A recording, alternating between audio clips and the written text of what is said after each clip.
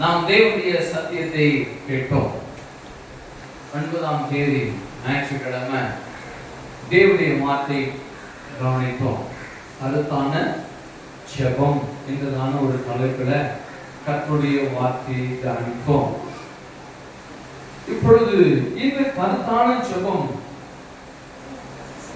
எலியா தீர்க்கதரிசி 5 ஜெபம் செய்தார் என்பதை நம்ம கடந்த வாரத்துல பேச முடியாததுனால இந்த நாளில நாம் இந்த வார்த்தைகளை நாம் மீண்டும் தியானிக்க போகிறோம். ஏன் எலியா இப்படிப்பட்ட ஒரு மனுஷனாய், ஒரு சாதாரண ஒரு மனுஷனாய் இருந்து தேவனுடைய ஊழியத்தை பாட அனுபவித்து, தேவனுடைய ஊழியம்னாவே பாடுதான். தேவனுடைய வேலை சொன்னா சாதாரணம் இல்ல. தேவனுடைய வேலை செய்யும் பொழுது பாடுகளும் பிரச்சனைகளும் கண்ணீரும் கவலைகளும் வரதான் செய்யும். இந்த தேவனுடைய ஊழியக்காரன் கர்த்தருக்காக மனவேதனை படுகிறதும் கர்த்தருக்கான காரியத்தை எண்ணி செபித்தார் என்பதையும் கடந்த நாளிலே நாம் வேதத்திலிருந்து ஒரு சில காரியங்களை நாம் பார்த்தோம். இந்த நாளிலும் தேவனுடைய வார்த்தையை நாம் பார்க்கலாமா? யாக்கோபு 5ஆம் அதிகாரம், யாக்கோபு 5:17 வசனத்தை யாராவது வாசிக்கிறீங்களா?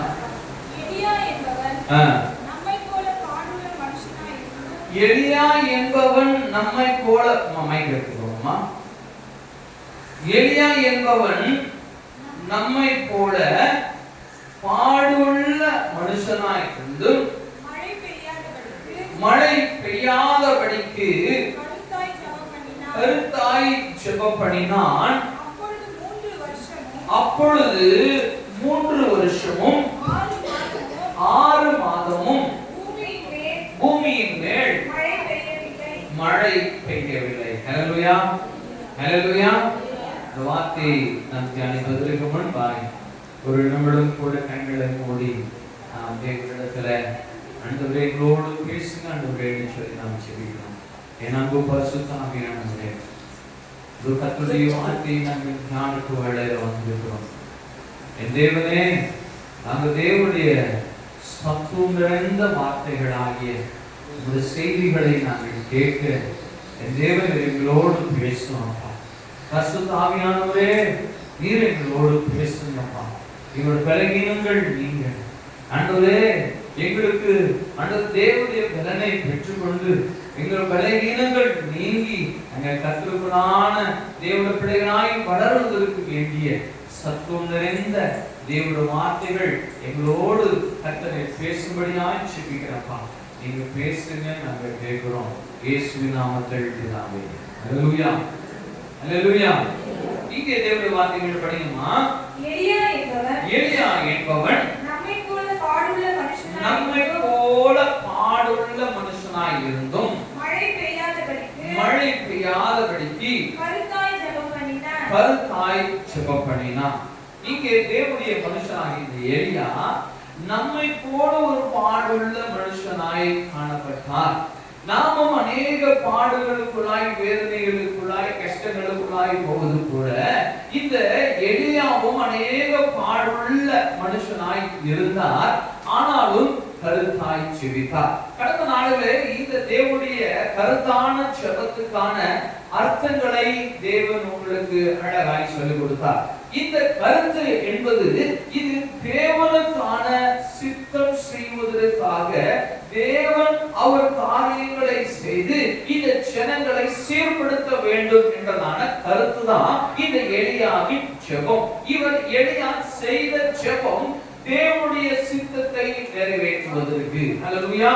தேவனுடைய சித்தம் நிறைவேற வேண்டும் என்று எலியா ஜெபித்தார், கருத்தாய் ஜெபித்தார். என்ன கருத்து என்றதை இந்த நாளிலே நாம் தியானிக்க போகிறோம். 5 ஜெபங்களையும் நம்ம பார்க்கலாம். 1 ராஜ்யங்கள் 16ஆம் அதிகாரம் 29வது வசனத்திலிருந்து யாராவது வாசிக்கிறீங்களா? 1 ராஜ்யங்கள் 16ஆம் அதிகாரம்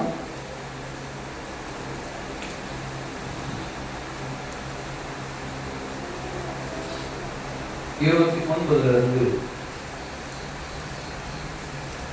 யூதாவின் ராஜாவாகிய ஆசாவின் 38ஆம் வருஷத்தில் உம்ரியின் குமாரனாகிய ஆகாப் இஸ்ரவேலின் மேல் ராஜாவாகி சமாரியாவில் இஸ்ரவேலின் மேல் 22 வருஷம் ராஜ்யபாரம் பண்ணினான். உம்ரியின் குமாரனாகிய ஆகாப்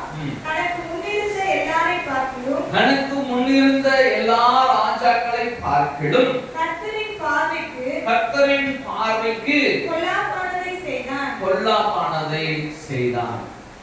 இங்க இந்த ராஜாவை யார் உண்டாக்குறது? இந்த ராஜாவை உண்டாக்கினவர் தேவன். இந்த ராஜாவை உண்டாக்கினவர் சர்வ வல்லமையுள்ள தேவன்.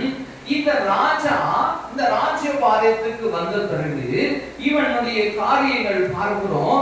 எல்லாரையும் பார்க்கிறோம், முன்னிருந்த எல்லாரையும் பார்க்கிறோம். முன்னிருந்த எல்லா ராஜ்யங்களை விட இவன் கர்த்தருடைய பார்வைக்கு பொல்லாப்பானதை செய்தான். என்ன செஞ்சான்? எல்லா ராஜாக்களையும் விட இந்த ராஜா ஆகாப் ராஜா தேவனுடைய பார்வைக்கு பொல்லாப்பானதை செய்தான். கீழே படிக்குமா? நேபாத்தின் குமாரனாகிய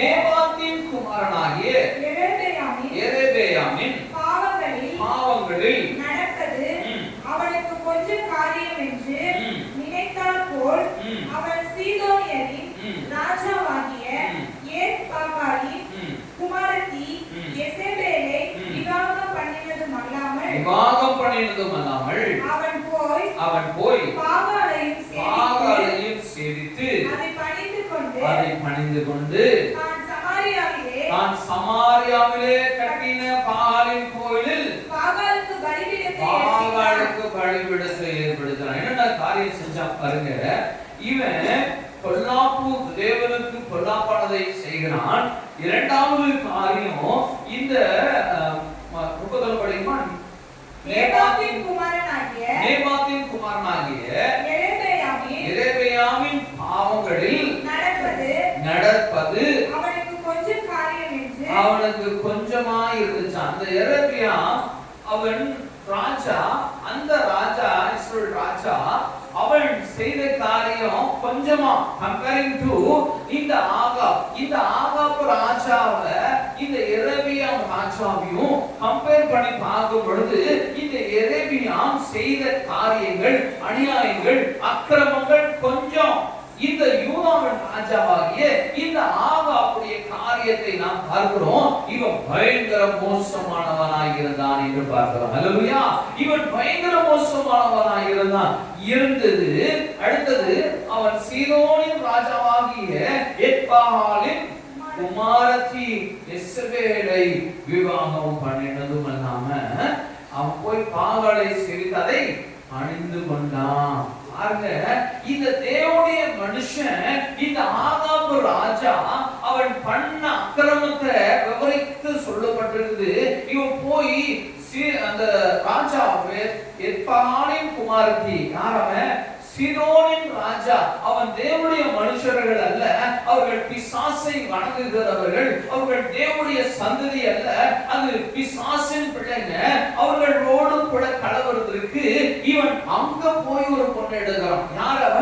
அவதான் யெசபேல். அவ பயங்கர விக்கிர ஆராதனையுடையவள். அப்படிப்பட்ட ஒரு விக்கிர ஆராதனையுடைய ஒரு பெண்மணியை தெரிந்து கொள்கிறான். அவளை போய் விவாகம் பண்ணி கொள்கிறான். இது தேவனுக்கு பிரியமில்லை. இவைகள் எல்லாவற்றையும் இந்த எலியா தீர்க்கதரிசி பார்த்துக் கொண்டே இருக்கிறார். அவருடைய இருதயம் பொங்குகிறது, வேதனைப்படுகிறது, அழுகிறது, கதறுகிறது. சிறியவன் இதை எல்லாத்தையும் பார்த்துக் கொண்டே இருக்கிறார். அடுத்ததாய் படிக்குமா? தான் சமாரியாவிலே கட்டின பாகாலின் கோவிலில், அது மாத்திரம் அல்ல, சமாரியால வந்து என்ன பண்றாங்க? பாகாலுக்கு ஒரு கோயிலையே கட்டிடுறான். கோவிலில் பாகாலுக்கு பலிபீடத்தை எடுப்பித்தான். பாகாலுக்கு கோயிலை கட்டி அது என்ன பண்றான்? பலிபீடத்தை உண்டாக்குறான். படிக்குமா? ஆகாப் ஒரு விக்கிரக தோப்பை வைத்து, இது மாத்திரம் இல்ல, விக்கிரக தோப்பையே கொண்டு வந்துட்டான். தோப்புனா என்ன? தோப்புனா நிறைய இருக்கும். இல்லையா? மரம் ஒரு மரம் இருந்துச்சுன்னா தென்னை மரம், ஆனா நிறைய மரம் இருந்துச்சுன்னா அது தோப்பு சொல்லுவோம் இல்லையா? அது போல இந்த ஆகாப் ராஜா ஒரு தோப்பு விக்கிரகத்தையே கொண்டு வந்து தோப்பு போல உண்டாக்கிட்டான். படிக்குமா? இஸ்ரவேலின் தேவனாகிய கர்த்தருக்கு கோபம் உண்டாக்கி தனக்கு முன்னிருந்த இஸ்ரவேலின் ராஜாக்களை எல்லாம் செய்ததை பார்க்கிலும் அதிகமாய் செய்து வந்தான். பயங்கரமான காரியம். தேவனுக்கு பிரியமில்லாத காரியத்தை அதிகமாய் செய்கிறான், அளவில்லாமல் செய்கிறான். இவன் செஞ்ச உடனே கர்த்தர் அவனை அடிக்கவில்லை. அவன் செஞ்சது உடனே தேவன் அவனை மரணத்துக்கு ஒப்பு கொடுக்கல. ஆகையினால அவன் என்ன நினைச்சிட்டான், கர்த்தர் என்னை அடிக்க மாட்டாரு, கர்த்தரையே மறந்து போன சூழ்நிலையில போய் அவர் எனக்கு ஒன்றும் பண்ண முடியாது, கடவுளால என்ன செய்ய முடியும்? நான் பாகாலோட கேட்டான், எனக்கு பாகால் எனக்கு எல்லாத்துக்கும் உதவி செய்வா, எனக்கு இந்த பிசாசு எனக்கு நன்மை செய்வான்னு சொல்லி இந்த ஆகாப் ராஜா தன் குடிகரத்தின் பாவத்துல மேல மேல மேல பாவம் செய்து கொண்டு போய் கொண்டிருக்கிறான். என் அன்பு தேவ பிள்ளைகளே, தேவனுக்கு விரோதமான மனுஷர்களாய் நாம் எந்த நாளிலும் மாறிவிடக் கூடாது. கர்த்தருடைய சமூகத்தின் பிள்ளைகளாய் நாம் எப்பொழுதும் காணப்படணும். இந்த ஆகாப் ராஜாவுடைய வாழ்க்கையில அந்த தேசத்தையே தீட்டுப்படும்படியான காரியத்தை இவன் ராஜாவாய் இருந்து கொண்டு கர்த்தருடைய காரியத்துக்கு விரோதமான காரியங்களை செய்கிறான். எல்லா ராஜாவோட பயங்கர திறமைக்காரனாய் இருக்கிறான். தேவனுடைய கீழே நீங்க படிச்சு பாருங்க. அவன் கோப்பு விக்கிரகத்தை மாத்திரம் அல்ல, விவாகம் பண்ணினது ஒரு கொலைச்சாதி ஒரு பெண்ணு மாத்திரம் அல்ல, அவன் விக்கிர ஆராதனை பயங்கரமான மோசமானவள். அப்படிப்பட்ட ஒரு பெண்ணை திருமணம் செய்தது மாத்திரம் அல்ல, கீழே படிக்குமா? அவன் நாட்களிலே பெத்தேல் ஊரானாகிய எரிகோவை கட்டினான். கர்த்தர் நூனின் குமாரனாகிய யோசுவாவை கொண்டு சொல்லியிருந்த வார்த்தையின்படியே அவன் அதன் அஸ்திபாரத்தை போடுகிறது போல அபிராம் என்னும் தன் மூத்த குமாரனையும் அதன் வாசல்களை வைக்கிற போது செகுப் என்னும் தன் இளைய குமாரனையும் தன்னுடைய இளைய குமாரனையும் சாக கொடுத்தான்.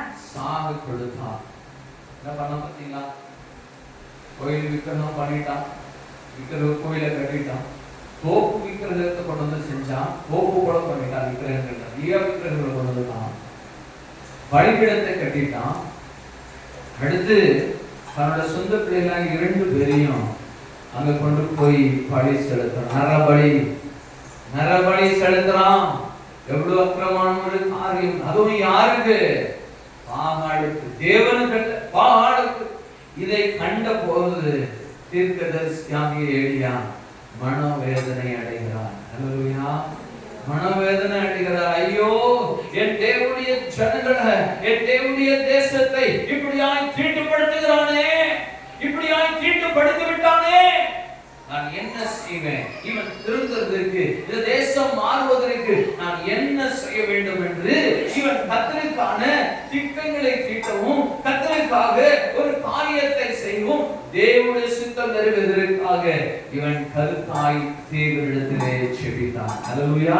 கடந்த இந்த வார்த்தை போன வாரத்தில் நம்ம தியானித்தோம். கருத்தாய் ஜெபிப்பது, தேவனுடைய காரியம், தேவனுடைய பரிசுத்தம், தேவன் மேல பார்வை உண்டாவதற்கு இந்த எலியா என்ன செய்தால் இவர்கள் திருந்துவார்கள் என்று அந்த கருத்தை கொண்டு தேவனிடத்திலே வேண்டிக் கொள்கிறான், ஜெபிக்கிறான். ஜெபிக்கும் பொழுது தேவன் அங்கே மழையை நிறுத்துகிறார். அல்லேலூயா! 3 வருஷம் மழை பெய்யவில்லை. அல்லேலூயா! ஒரே ஒரு ஜெபம் தான். அவன் போராடி செல்கிறான். ஆண்டவரே, இது கண்காணாத ஆண்டவரே, அப்படிதான் ஆண்டவரேன்னு சொல்லி அவன் போராடவில்லை. ஒரே ஒரு ஜெபம், ஆண்டவரே இந்த தேசத்தின் மேல மழை பெய்யக்கூடாதுன்னு சொல்றான். 3 வருஷம் மழை பெய்யவே இல்லை. அல்லேலூயா! இந்த வருஷம் பெய்யல, 3 வருஷம் பெய்யவில்லை, மழை சுத்தமா வரல, தேசங்கள் காய்ந்து போகிறது, விவசாயம் பண்ணல, ஒரு வாத்திலையும் தண்ணி இல்ல, கிணத்துல தண்ணி இல்ல, ஒரு காரியமும் நடக்கல. வேதனை உண்டாகிறது. உண்டாகிறது, வேதனை உண்டாகிறது. ஜனங்கள் மத்தியில ஒரு பசி பட்டினி எல்லாம் உண்டாகுது. எதுக்கு உண்டாகுது? எதுக்காக எலியா ஜெபித்தாரோ இந்த காரியம் நிறைவேற வேண்டும் என்று எலியா தேவனுக்காக இந்த ஜெபம் செய்தாரு. இந்த ஜனங்கள் பஞ்சத்துக்கு வராங்க.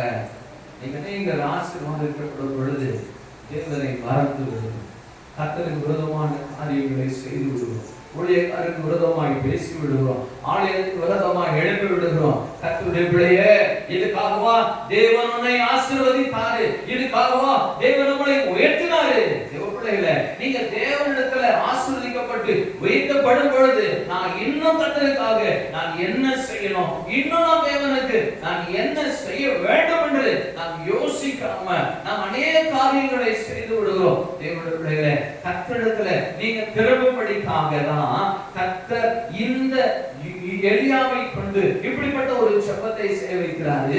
இந்த எலியா சொன்னா அப்படியே நடந்துச்சு. இங்கே பஞ்சம் உண்டாகுது. அனைவருடைய வாழ்க்கையில் இப்படிதான் ஒரு பஞ்ச சூழ்நிலைகள் உண்டாகும். அப்போ எதற்கு இந்த ஜனங்கள் தேவனை திரும்பி பார்க்க வேண்டும் என்பதற்காக. ஹல்லேலூயா, ஹல்லேலூயா. அதோடைய கருத்து அதுதான், அதோடைய காரியம் அதுதான். தேவப்படைங்க நாமும் கருத்தாய் செபிப்போம் என்று சொன்னா தேவன் உங்களுடைய ஜெபத்தையும் கேட்பார். அவர் உங்களுக்கும் உங்களுடைய ஜெபத்துக்கும் தேவன் பதில் அளிப்பாரு. கர்த்தருடைய பிள்ளைகளாகினா அவருக்காக நிலைத்திருந்து அவருக்கானவைகளை செபிக்கணும்னா நம்ம வாழ்க்கையில கர்த்தர் பெரிய காரியங்களை செய்வார். எடுத்துக்கொள்வோமா? யாக்கோபு 17 படிச்சிட்டீங்களா? 18ஆம் வசனம் படிங்க.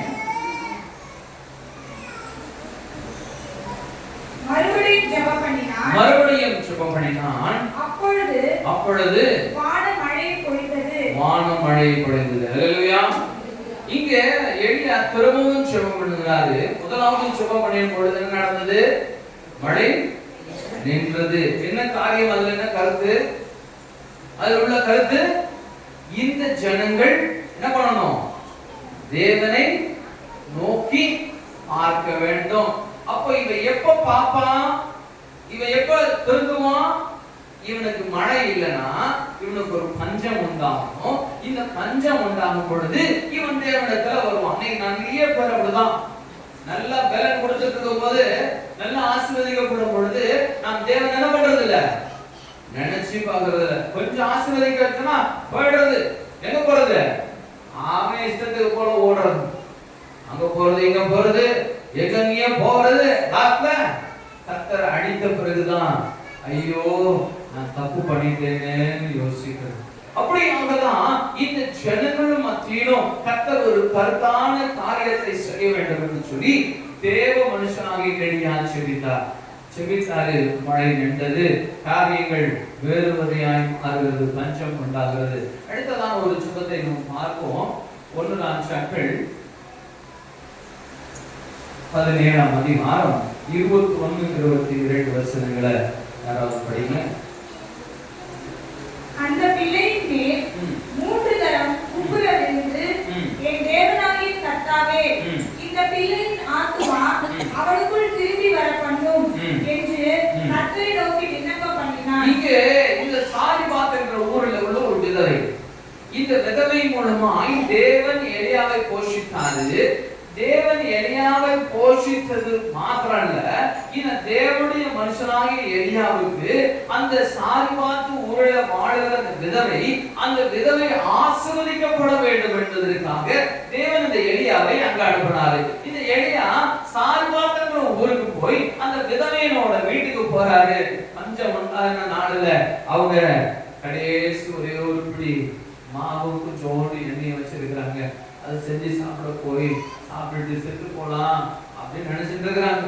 ஆனா அந்த இடத்துல தேவன் எலியாவை அனுப்புகிறார். எதற்குனா அந்த விதவை ஆசீர்வதிக்கப்பட வேண்டும் என்பதற்காக. ஹல்லேலூயா, ஹல்லேலூயா.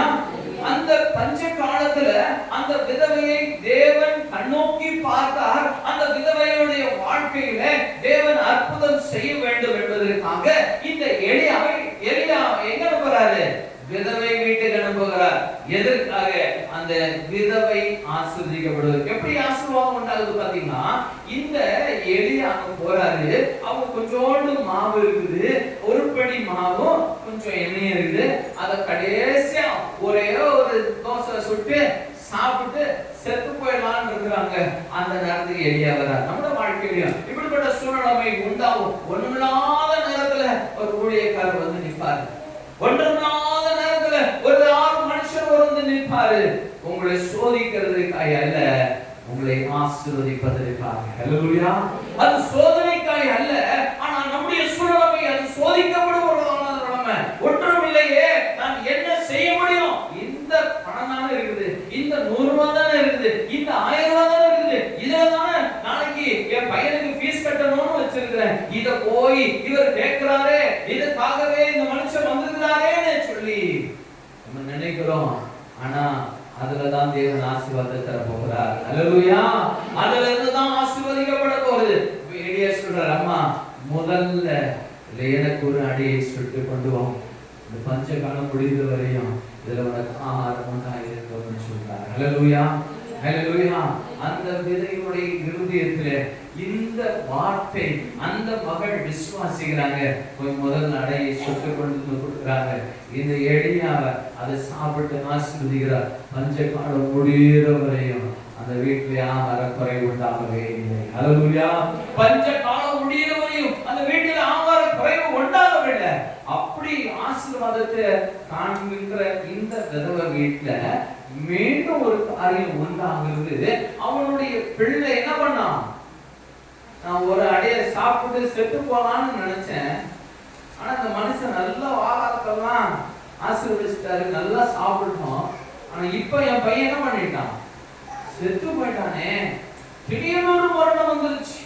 திடீர்னு அவரோட மகன் மறித்து விட்டான். ஐயா பாக்குற, ஆண்டவரே மகன் மறிச்சுட்டானே, நான் என்ன செய்வேன்?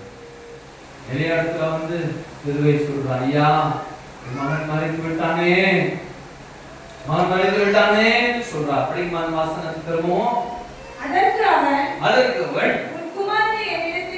உன் குமாரனை என்னிடத்திலே தா என்று சொல்லி அவனை அவள் மடியிலிருந்து எடுத்து நான் தங்கியிருந்த மேல் வீட்டிலே அவனை கொண்டு போய் என் கட்டிலின் மேல் வைத்து என் தேவனாகிய கர்த்தாவே நான் தங்கியிருக்கிற இடம் கொடுத்து இந்த விதவையின் மகனை சாவ பண்ணினதினால் அவனுக்கு துக்கத்தை வருவித்தீரோ என்று கர்த்தரை நோக்கி கூப்பிட்டு அந்த பிள்ளையின் மேல் 3 தரம் முகம் குப்புற விழுந்து என் தேவனாகிய கர்த்தாவே இந்த பிள்ளையின் மேல் ஆத்துமா அவனுக்குள் திரும்பி வர பண்ணும் என்று கர்த்தரை நோக்கி விண்ணப்பம் பண்ணினான். ஹல்லேலூயா. ஹல்லேலூயா. ஹல்லேலூயா. இந்த மனுஷனுடைய ஜெபம் செய்ததும் அந்த பிள்ளை ஆண்டான் எழுந்து விட்டான். ஹல்லேலூயா. மரிச்சு போனவனையும் என் தேவன் ஜெபம் செய்யும் வேளையில அங்கே உயிரை கொண்டு வருகிறார். ஹல்லேலூயா. அப்படிப்பட்டதான ஒரு ஜெபம், அப்படிப்பட்டதான ஒரு வல்லமை, அப்படிப்பட்டதான ஒரு சக்தி தேவனுடைய பலனை கர்த்தர் நம்மிடக்கு தருகிற வல்லமையுடையவராய் இருக்கிறார். ஹல்லேலூயா. நான் கடந்த நாளும் தேவனுடைய வார்த்தைகளை கேட்டோம். தேவனுடைய ஆலயம் நாளத்துல நீங்கள் அனைவரையும் கர்த்தர் அபரிமிதமான தேவனுடைய வல்லமையிலே எடுத்து பயன்படுத்த போகிறார் என்று கேட்டார். ஹல்லேலூயா. தேவன் உங்கள் அனைவரையும் கர்த்தர் பயன்படுத்த போகிறார். நீங்க யாருக்கு ஜெபித்தாலும் கர்த்தருடைய வல்லமை அங்கே கிரியை செய்யும், அங்கே அற்புதம் நடக்கும், அங்கே அதிசயம் நடக்கும், அங்கே சுகம் உண்டாகும் என்று சொல்லி தேவனுடைய வார்த்தையை கேட்டீங்க. கர்த்தர் அப்படியே உங்களையும் ஆசீர்வதித்து வழி நடத்த போகிறார். நீங்கள் கர்த்தருக்காக கருத்தோடு ஜெபிக்க வேண்டும். ஹல்லேலூயா. அப்படியே இந்த எலியா ஜெபிக்கிறாரு. இந்த இரண்டாவது காரியம் அற்புதம் நடக்குது. இந்த மகன் உயிரோடு எழுந்திருக்கிறான். ஹல்லேலூயா. ஹல்லேலூயா. கர்த்தர் பெரியவராய் இருந்து இந்த எலியாவின் ஜெபத்தை கேட்டவர், அவர் உங்களுடைய ஜெபத்தையும் கேட்கிறார். ஹல்லேலூயா. நீங்கள் ஜெபிக்கும் வேளையில் அதே அற்புதத்தை நீங்கள் காண்பீர்கள், அதிசயத்தை பார்ப்பீங்க. தேவனுடைய பிள்ளைகளை இந்த ஆகாபு ராஜாவை போல தேவன் உயர்த்தினதும் நம்ம எந்த நாளிலும் மாறிவிடக் கூடாது, எந்த நாளிலும் கர்த்தரை மறந்துவிடக் கூடாது, எந்த நாளிலும் தேவனுடைய ஊழியக்காரனுக்கு விரோதமாய் பேசிவிடக் கூடாது. செய்யக்கூடாது. எந்த நாளிலும் கர்த்தருக்கு விரோதமான காரியத்தை சிந்தித்து விடக்கூடாது. இரட்டகம் செய்யக்கூடாது. கர்த்தருடைய பிள்ளைகளா நீங்க நினைத்திருக்கணும், கர்த்தரோடு நீங்க வாழ வேண்டாம். அடுத்ததாக ஒரு சுபத்தை நம்ம பார்க்கலாம். ஒரு ராஜ்யங்கள் 18ஆம் அதிகாரம் 36ஆம் வசனத்துல தெரியுமா? அன்றிபலி செலுத்தும் நேரத்திலே தீர்க்கதரிசியாகிய எலியா வந்து ஆபிரகாமுக்கும் ஈசாக்குக்கும் யாக்கோபுக்கும் தேவனாகிய கர்த்தாவே, இஸ்ரவேலிலே நீர் தேவன் என்றும் நான் உம்முடைய ஊழியக்காரன் என்றும் நான் இந்த காரியங்களை எல்லாம் உம்முடைய வார்த்தையின்படி செய்தேன் என்று இன்றைக்கு விளங்கப்படும். அல்லேலூயா. இன்றைக்கு விளங்கப்படும். யாருடைய ஊழியக்காரன்? தேவனுடைய ஊழியக்காரன். இந்த ஜனங்கள் இந்த ஆகாபு ராஜா அற்பமாய் எண்ணி இந்த ராஜாவும் அவருடைய மனைவியும் அங்கு உள்ள எல்லாரும் சேர்ந்து இந்த எலியாவை என்ன பண்ணணும்? கொலை செய்து விடணும். இவன் தானே இந்த தேசத்துக்கு என்ன பண்ணான்? மழை இல்லாம பஞ்சத்தை உண்டாக்குனான். இவன் தானே இந்த தேசத்துக்கு விரோதமான காரியத்தை கட்டளையிட்டான். இவனை கொலை செய்யணும், இவனை எப்படியாவது போட்டு தரணும்னு நினைக்கிறாங்க. கர்த்தருடைய பிள்ளைகளே, நீங்க தேவனிடத்துல நம்மளுக்கு ஒரு வேதனை வருகிறது, நம்மளுக்கு ஒரு சோதனை வருகிறது, எந்த வேளையில நீங்க ஊழியக்காரனுக்கு விரோதமாய் எழும்பக்கூடாது, ஊழியக்காரனுக்கு விரோதமாய் பேசக்கூடாது. இவர் தேவனுக்கான கருத்தாய் ஜெபிக்கிற மனுஷன். அவனுக்கு ஒரே காரியம் தான், என் தேவ ஜனங்கள் தேவனை பார்க்கணும், இந்த ஜனம் நரகத்துக்கு போய்விடுகிறார். இதுதான் ஊழியக்காரனுடைய நோக்கம். இது மட்டும்தான் அவனுடைய வேலை. இது மட்டும்தான் அவன் செய்யறதுக்காக தேவன் அழைத்திருக்கிறார். வேறு வேலை செய்வதற்காக தேவனோட ஊழியக்காரனை கொண்டு வரவில்லை. தேவனுடைய பிள்ளைங்க எப்பொழுதும் தேவனை தேடணும், எப்பொழுதும் தேவனை ஆராதிக்கணும், எப்பொழுதும் தேவனை துதிக்கணும். இவர்கள் கர்த்தரோடு ஒன்றி வாழ வேண்டும். இவர்கள் பரலோகத்தில் மிகுந்த ஆசீர்வாதமுடையவர்களாய் மாறணும். அல்லேலூயா. இதுதான் எந்த ஒரு ஊழியக்காரனுக்கும் பிரியம். அப்போ இந்த ஜனங்கள் இப்படிப்பட்ட ஒரு காரியத்தை செய்தாங்கன்னு சொல்லி அவன் செபிக்கிறான். அங்கே கர்த்தர் காரியங்களை செய்கிறார். அல்லேலூயா. இந்த ஜனங்களுக்கு இப்படிதான் இந்த எலியா செபிக்கிறார். கீழே படிக்குமா? கர்த்தாவே, நீர் தேவனாகிய கர்த்தர் என்றும் தேவரீர் தங்கள் இருதயத்தை மறுபடியும் திருப்பினீர் என்றும் இந்த ஜனங்கள் அறியும்படிக்கு என்னை கேட்டருளும். யார? இந்த எலியா சொல்றார், ஆண்டவரே நீரே தேவன் என்று அறியும்படிக்கு இந்த ஜனங்களுக்கு ஒரு அற்புதம் செய்யும் ஆண்டவரே. இந்த ஜனங்கள் காணும்படிக்கு ஒரு பெரிய அற்புதம் செய்யும். இந்த ஊழியக்காரன் மீண்டும் ஜெபிக்கிறேன், மனம் இறங்கும் என்று சொல்கிறார். அல்லேலூயா. இத படிக்குமா? அப்பொழுது கர்த்தரிடத்திலிருந்து அக்கினி இறங்கி அந்த சர்வாங்க தகன பலியையும் விறகுகளையும் கற்களையும் மண்ணையும் பட்சித்து வாய்க்காலில் இருந்த தண்ணீரையும் நாட்டி போட்டது. அல்லேலூயா. அல்லேலூயா. இந்த ஜனங்க பெரிய ஒரு பலிபீடத்தை செஞ்சு அந்த பலிபீடத்தின் மேல ஆடுகள் எல்லாத்தையும் அதெல்லாம் வெட்டி அந்த சந்து சந்தாய் வெட்டி அந்த பலிபீடத்தின் மேல வைத்து காலையில இருந்து பாலின் மனுஷர்கள் கூப்பிடுறாங்க, கடவுளே அவள் பண்ணுங்க, வானத்துல இருந்து அக்கினி இறங்குங்க, இந்த பலிபீடத்துல இருக்கிற இந்த பலியை ஏற்றுக்கொள்ளுங்கன்னு சொல்லி யார் கத்துறா? அவளுடைய ஜனங்கள் வேண்டிக் கொடுக்கிறாங்க. அந்த பூசாரிகள் வேண்டிக் கொடுக்கிறாங்க. அவங்க ரத்தத்தெல்லாம் கிழிச்சு அப்படியே உடம்பெல்லாம் கிழிச்சு அந்த ரத்தத்தெல்லாம் சிந்துறாங்க. கடவுளே நீ இறங்கி வா, இதை எடுத்துக்கோ. எலியா உட்கார்ந்து கிண்டல் பண்ண ஆரம்பிச்சுட்டார். டேய், உங்க கடவுள் தூங்கிட்டு இருப்பாருடா, அவர் எங்க வேலைக்கு எங்கேயாவது போயிருப்பாரு, பிசி மேன் இல்லையா கடவுளே, எங்கேயாவது வேலைக்கு போயிருப்பாரு, இன்னும் நல்லா கத்துக்கடா, இன்னும் நல்லா கத்துக்கடா. இவனு சாயந்தரம் வரையும் எழுதிட்டாங்க. காலையில இருந்து சாயந்தரம் வரையும் கத்தி ஒரு காரியமும் நடக்கல. தேவனுடைய மனுஷன் சொல்லுறாரு, ஆண்டவரே என் தேவன் என்பதை ஜனங்கள் காணும்படி செய்யுங்க. நீர் உள்ள வல்லமையின் அக்கினியினால இந்த பலியிலே செலுத்தப்பட்டிருக்கிற இந்த பலியை ஏற்றுக்கொள்ளும் ஆண்டவரேன்னு சொல்றாரு. தேவனுடைய அக்கினி வானத்திலிருந்து இறங்கி வருகிறது. ஹல்லேலூயா.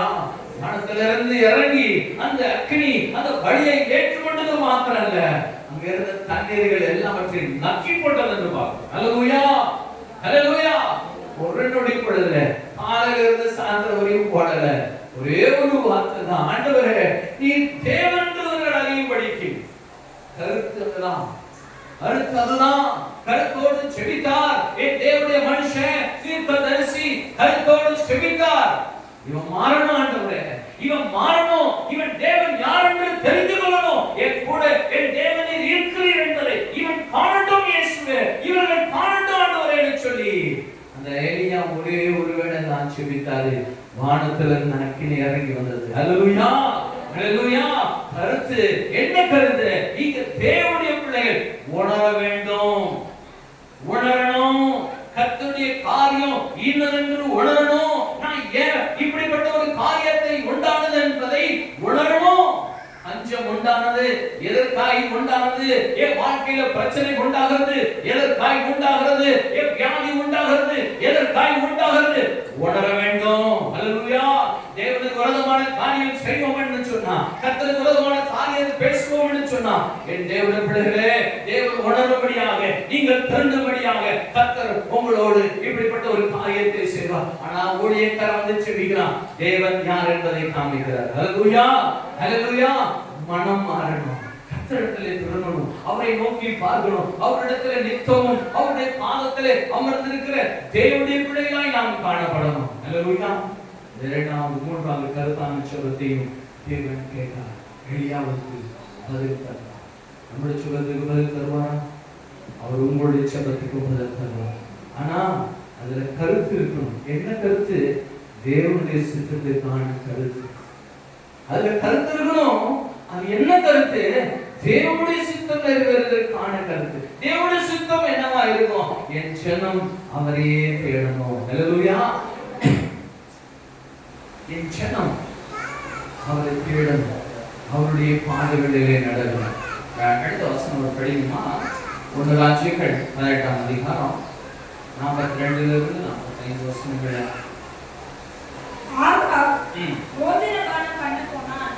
பின்பு எலியா கர்மேல் பர்வதத்தினுடைய சிகரத்தின் மேல் ஏறி தரையிலே பணிந்து தன் முழங்காலில் பட குனிந்து தன் ஊழியக்காரனை நோக்கி, நீ போய் சமுத்திர முகமாய் பார் என்றான். அவன் போய் பார்த்து ஒன்றும் இல்லை என்றான். நீ இன்னும் 7 தரம் போய் பார் என்றான்.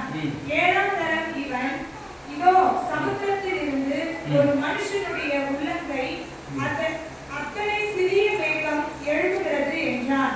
அப்பொழுது அவன், நீ போய் ஆகாபை நோக்கி, மழை உம்மை தடை செய்யாதபடிக்கு ரதத்தை பூட்டி போய்விடும் என்று சொல்லி என்றான்.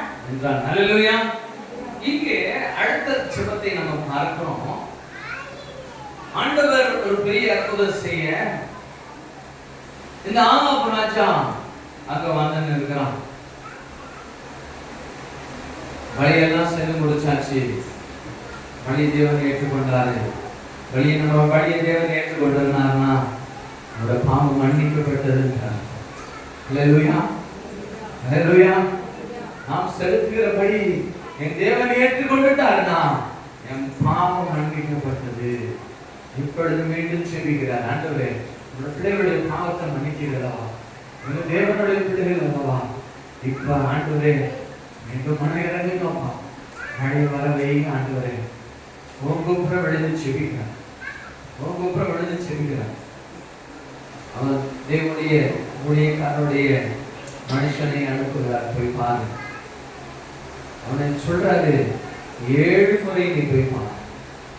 முதல் முறை போய் பார்த்துட்டு வந்து சொல்லிட்டான், ஐயா ஒண்ணுமே இல்லை, மேகமே கிடையாது, ஒரு மேகமும் இல்லை.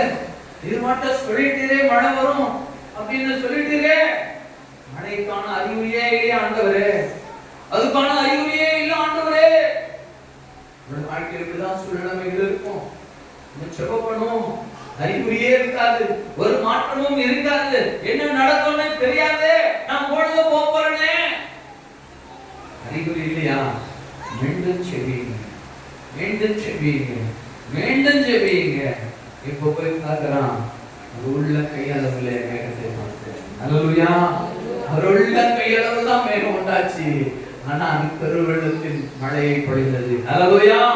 ஒரு உள்ள கை மேகம் பார்த்தா, ஓ ஓடு, வேகமாய் ஓடு, நீ திரும்பி போ, இந்த மழை உன்னை தடுத்து நிறுத்தணும், வேகமாய் ஓடுன்னு சொல்றான். அவன் ரதத்தை கூட்டிக் கொண்டு வேகமாய் ஓடுகிறான்.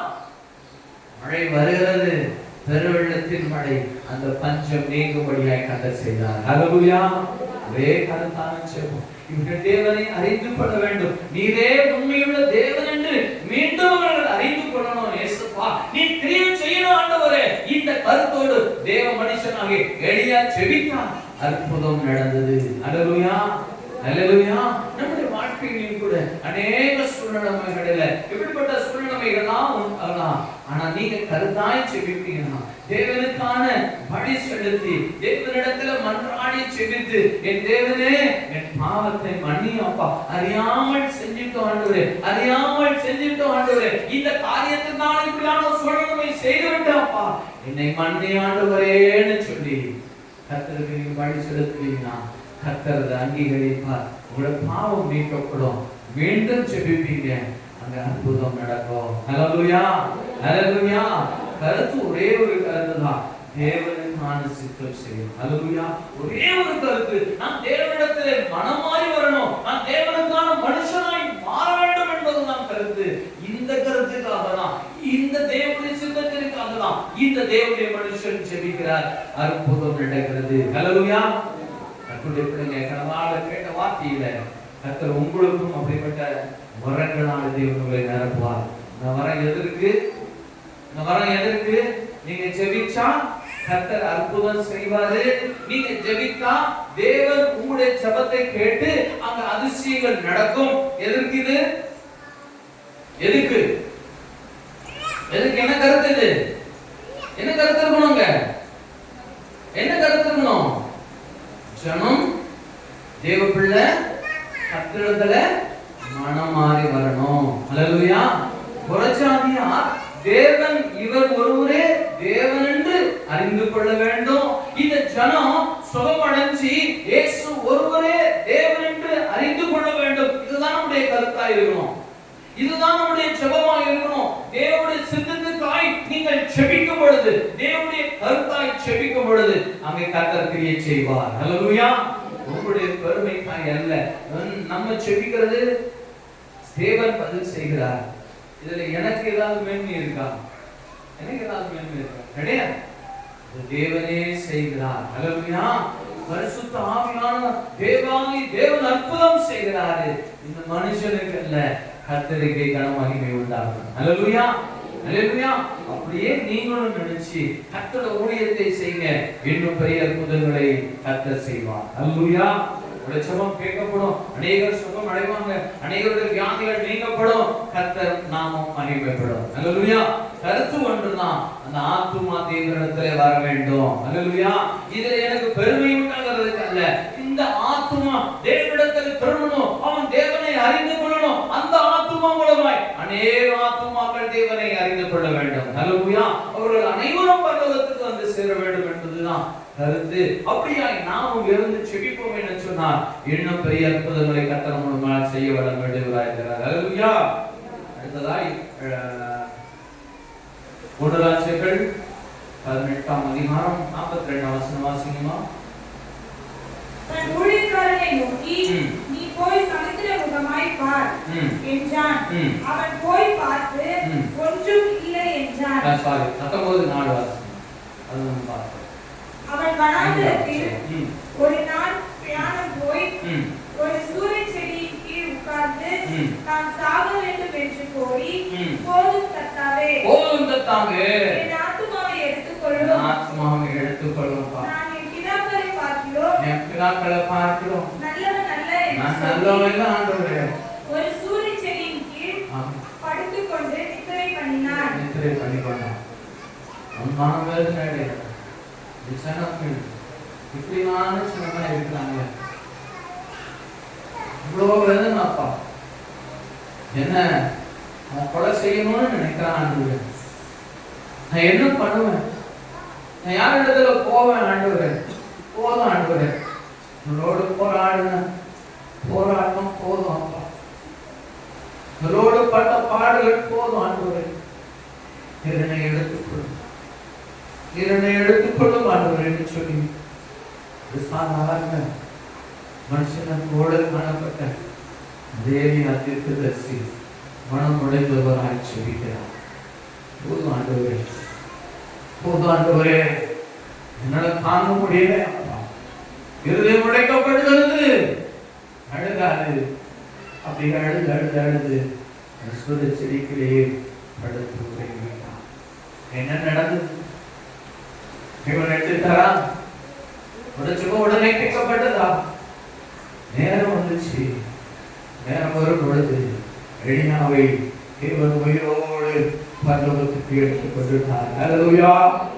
தேவனுடைய மனுஷன், தேவனுக்காய் கருத்தாய் ஜெபம் பண்ணினவன், தேவனுடைய நாமம் மகிமைப்படுவதற்காக அநேக வேலைகளை செய்தவன், தேவனுடைய கருத்து நாரணும், கர்த்தருடைய கருத்து இங்கே நிலைநாட்டப்படணும், இவர்கள் தேவனை அறிந்து கொள்ள வேண்டும் அப்பான்னு சொல்லி வேதனையோடு செபிக்கிறார்.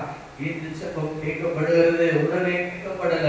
ஒரு நாள் வருது, தேவனுடைய மனுஷனை தேவன் அப்படியே உயிரோடு பரலோகத்துக்கு எடுத்து விட்டார். ஹல்லேலூயா, ஹல்லேலூயா. தேவனுடைய மனுஷர்களாகிய தேவனுடைய பிள்ளைகள் நம்ம செபிக்கிற எல்லா செபத்திற்கும் கர்த்தர் பதில் தருகிறவராக இருக்கிறார். ஹல்லேலூயா. ஒரே ஒரு கருத்து தான் இப்போ நான் சொல்லுகிறேன். என் தேவனுடைய பிள்ளைகளை, என்னுடைய மரணத்தின் நிமித்தம் உங்களுடைய வாழ்க்கை மாறணும் சொன்னா என் தேவனை எடுத்துட்டார்னா அது நலமாய் இருக்கும் என்று நான் விரும்புகிறேன். ஹல்லேலூயா.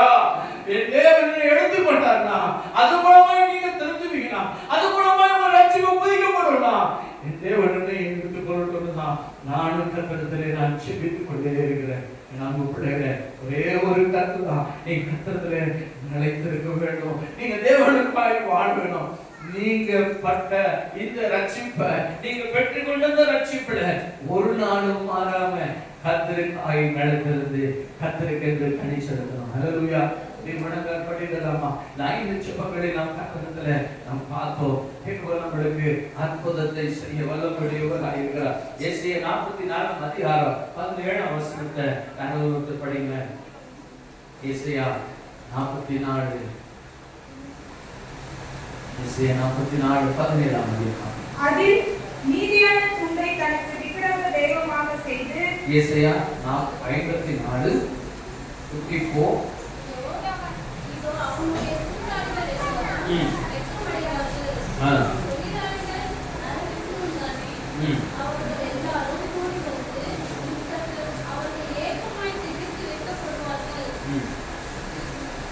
ஹல்லேலூயா. மைக்ல படிங்கமா. ஏசாயா 54 17. உனக்கு விரோதமாய் உருவாக்கப்படும் எந்த ஆயுதமும் வாய்க்காதே போ. உனக்கு விரோதமாய் நியாயத்தில் எழும்பும் எந்த நாவையும் நீ குற்றப்படுத்துவாய். இது கர்த்தருடைய ஊழியக்காரரின் சுதந்திரம். என்னால் உண்டான அவருடைய நீதியுமாய் இருக்கிறது என்று கர்த்தர் சொல்லுகிறார். ஹல்லேலூயா, ஹல்லேலூயா. உங்களுக்கு விரோதமாய் எழும்புகிற எந்த காரியத்தையும் நீங்கள் குற்றப்படுத்துவீர்கள். உங்களுக்கு விரோதமாய் எழும்புகிற எந்த காரியத்தையும் தேவன் உங்களை குற்றப்படுத்தும்படியாய் மாற்றுவாரு. நீங்க கருத்தாய் செபிப்பீர்கள்னா உங்களுடைய ஊழியக்காரனுடைய தலையை உயர்த்த கர்த்தர் வல்லமையுடையவராக இருக்கிறார். உங்களை உயர்த்த கர்த்தர் வல்லமையுடையவராக இருக்கிறார். நீங்க தேவனை காணப்படுகளை நடத்துறீங்க, கர்த்தரிடத்துல செபிங்க, கர்த்தர் பெரிய காரியங்களை செய்ய போகிறார். எந்த ஆயுதமும் உங்களுக்கு விரோதமாய் உருவாக்கப்படும் எந்த ஆயுதமும் அங்கே வாய்க்காமல் போகும். இது தேவனுடைய ஊழியக்காரரின் சுதந்திரம். ஹல்லேலூயா. தேவனுடைய பிள்ளைகளே, இது உங்களுடைய சுதந்திரம் என்று கர்த்தர் சொல்கிறார். அப்படியே கண்களை போடுவோம், கர்த்தரிடத்துல நான் செபிப்போமா. ஆண்டவரே, அநேக காரியங்களை வேதனைப்படுத்துகிறதப்பா, அந்த காரியத்துல நான் சோர்வுற்றவனாய் இருக்கிறப்பா, இது என்னுடைய இருதயத்தை உடைத்துக் கொண்டே இருக்கிறது அப்பா. நான் என்ன செய்வேன் என்று தெரியல. நான் யாரிடத்துல போய் சொல்லுவேன் எனக்கு தெரியலப்பா. யாரிடத்துல இருந்து எனக்கு ஒரு பதில் வர மாட்டேங்குது. ஒரு சமாதானத்தின் காரியம் நான் காணவே இல்லை. என் வாழ்க்கையில என்ன செய்ய போறேன்னு தெரியல. ஏசப்பா, என் பாவத்தை மன்னியும் ஆண்டவரே, என் குறைகளை மன்னியும் ஆண்டவரே. அநேகருடைய வார்த்தையினால, அநேகருடைய காரியத்தை நான் பார்த்ததுனால என் இருதயம் மாறுதல் அடைஞ்சிருச்சு. இப்பொழுது நான் கர்த்தரிடத்தில் செபிக்கிறேன்ப்பா, என் வாழ்க்கையில் அற்புதம் செய்யும், என் வாழ்க்கையில் அற்புதம் செய்யுங்கப்பா. எங்க குடும்பத்தில் ஒரு அற்புதம் செய்யுங்க ஆண்டவரே.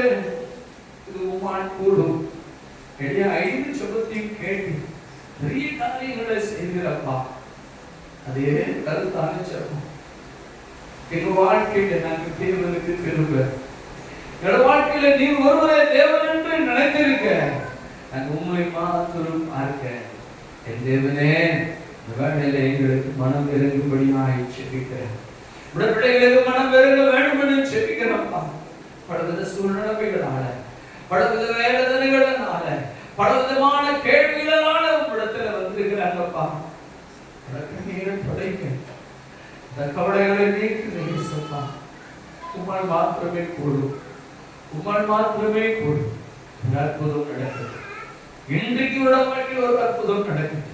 இன்றிலிருந்து ஒரு வாழ்க்கையில் ஒரு ஆசீர்வாதம் உண்டாகட்டும். இன்றிலிருந்து ஒரு வாழ்க்கையில் ஒரு மாற்றம் உண்டாகட்டும் அப்பா. இதே தேவன் என்று அவர்கள் அறிந்து கர்த்தரிடத்தில் நிலைத்திருக்கும்படியாக கர்த்தர் கிருபை செய்கிறார். கர்த்தர் உதவி செய்கிறார். அன்புவே, உங்களுடைய அற்புதம் நடக்குது, உங்களுடைய அதிசயங்கள் நடக்கட்டும். அன்புடைய நேரமாக எங்களோடு பேசுகிற வார்த்தைகளுக்கு நன்றி. கர்த்தரை திரும்பும்படியா, கர்த்தரை நோக்கி பார்க்கும்படியா, கர்த்தரை நிலைத்திருக்கும்படியா, விரும்புகிற காரியத்தை மாத்திரம் செய்யும்படியா என்னை அர்ப்பணிக்கணும்பா. நாகம் ராஜா, அந்த ஜனங்கள் கர்த்தருக்கு விரோதமான காரியத்தை செஞ்சாங்க. நாம பார்த்தோம். பாகாலுக்கு ஆண்டவரே, பிசாசுக்கு இவர்கள் செய்த காரியங்களை நாங்கள் பார்க்க ஆண்டவரே. அப்படிப்பட்ட மனுஷர்களாய் நாங்கள் காணக்கூடாது. அப்படிப்பட்ட மனுஷர்களாய் நாங்கள் மாறிவிடக் கூடாது. எங்களுடைய ஆசீர்வாதமும், எங்களுடைய சமாதானமும், எங்களுடைய சந்தோஷமும் தேவன் ஒருவருக்கே மகிமைப்படுத்துவதாக இருக்கிறான். தேவன் ஒருவருக்கே மகிமைப்படுத்துவதாக இருக்கிறோம். எங்களை தாழ்த்தி அர்ப்பணிக்கிறோம்.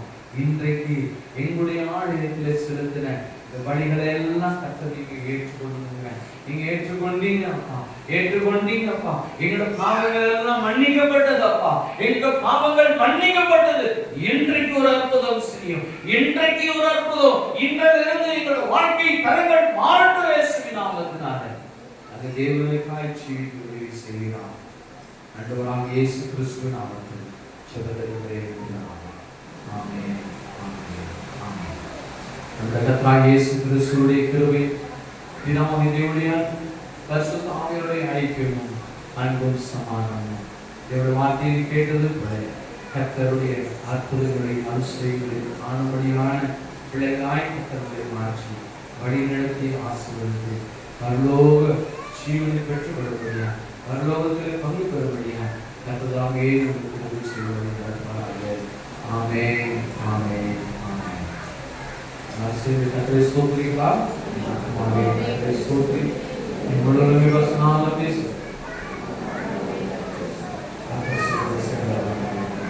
ஆமென். இயேசு கிறிஸ்து